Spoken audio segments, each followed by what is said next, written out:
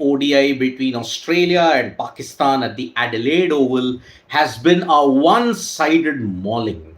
You don't see that often in Australia, where Pakistan have pulled off a remarkable 9-wicket victory to draw level in the three-match ODI series versus Australia. It was a clinical, dominant performance led by two individuals, Haris Rauf and Mohammad Rizwan.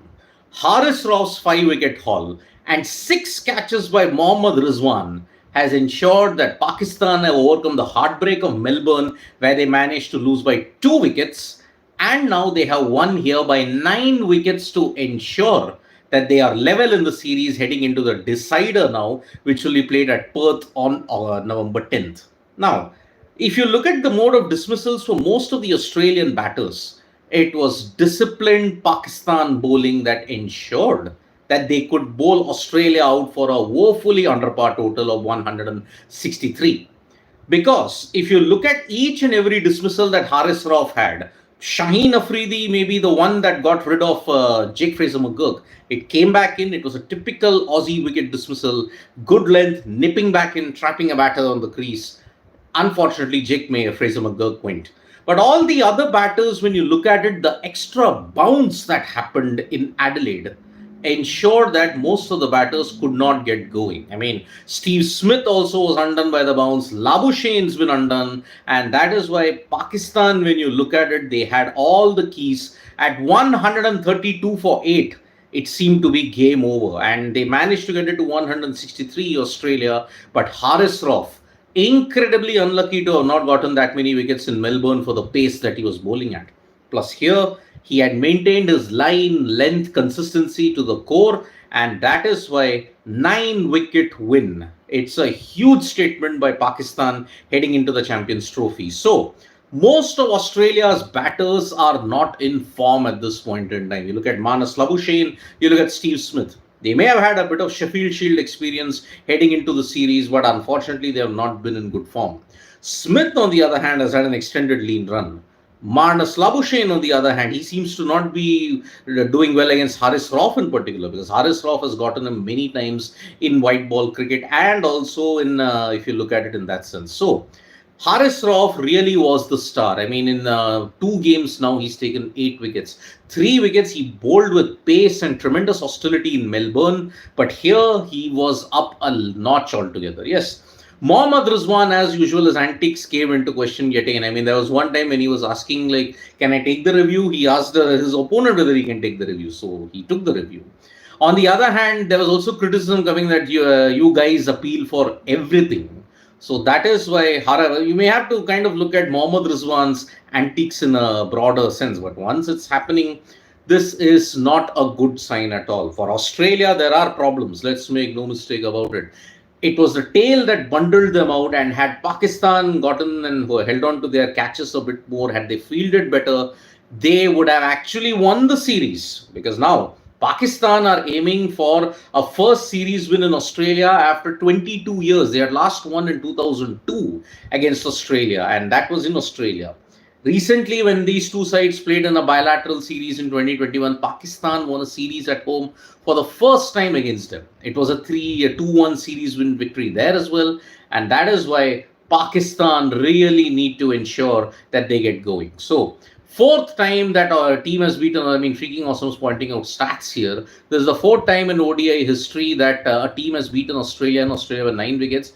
West Indies had done it twice, and South Africa had done it once. This is the second ODI victory for Pakistan after 28 long years. I mean, yes, they have really not done well in Australia in the past. I mean, you look at 2009 when they toured here, they lost final. You look at it in 2017, 16-17, they lost 4-1 there. And that is why this is a big, big development for Pakistan in particular. I mean, the trio of fast bowlers, the quartet that they have got at this point, Naseem Shah went for runs, but he bowled well in Melbourne as well. Haris Rauf has taken wickets. Shaheen Afridi seems to have gotten the mojo back. Sorry. And Mohammad Hasnain really has had a rediscovery after bowling well. And that's why today he got the crucial wicket of Steve Smith. And that's why kudos to this quartet for ensuring that yes, they dismissed Australia for a low score. Daniel M is saying it is a beat side team and the main test players are playing with less intensity to not injure themselves before BGT. Well, I don't know about that, whether this tactic really works. I really don't know whether it will backfire in the long run. So it is going to be a big, big issue that was there. Freaking awesome. Why visiting teams do decently well in MCG compared to other venues in Australia? I think most teams do well in Australia when you have to look at it. I mean, Sydney seems to be an exception, but then Pakistan have won consistently even in Brisbane as well. So you look at it, Perth is one place where they don't do well most of the time. Daniel M again. Last time Pakistan won in Australia, it was 2017, and then the Oz ODI team was out of form and didn't do well in the Champions Trophy. That's true. New Australian batters, King D is saying new Australian batters are failing again and again. How long will Smith bail them? Well, I think it's only going to be a matter of time before they fire. And I'm saying with less intensity because Hazelwood and Cummins bowling slower pace. Are you sure about that, Daniel M? I didn't think so. Everybody wanted to ensure that they can bowl well here, and that is why when you look at it, Australia would not like to lose a series at home before the BGT. That is one thing that's there. I mean, that's all speculative. We can just say that, okay, maybe they are bowling with less intensity. But I'm not reading too much into it. So I meant the second ODI victory for Pakistan Adelaide after 28 years. Yeah, I mean, if I have to look at it, they lost to India in 1999 in Adelaide. I mean, Ganguly hit that fantastic 141. That is what I'm going to remember. So let's see how that is going to happen. Daniel M with the last comment which I'm taking. BGT is going to be a contest of which side is going to have a faster batting collapse and which bowling side will bail them out. What about KL Rahul dismissal? Daniel M, I've done a detailed video on that. You can check it out on Sports Today. So Pakistan have made it 1-1 by thrashing Australia by 9 wickets. Haris Rauf, the star, with 5 wickets, 5 for 29, followed by Mohammad Rizwan, who took 6 catches. Babar Azam finished the game off with a 6. And of course, there was good knocks from the openers in particular. The Pakistan openers batted really well and ensured that they got the team over without any problems whatsoever. Abdullah Shafiq in particular looked quite good. Thank you so much, folks, for joining us for this video. Subscribe to Sports Today for all the latest news and analysis. We are gearing up for India versus South Africa. That's going to happen at 8 p.m. Let's see how that goes on. So, bye-bye. Take care, and we'll be back at 8 for the toss. Bye-bye.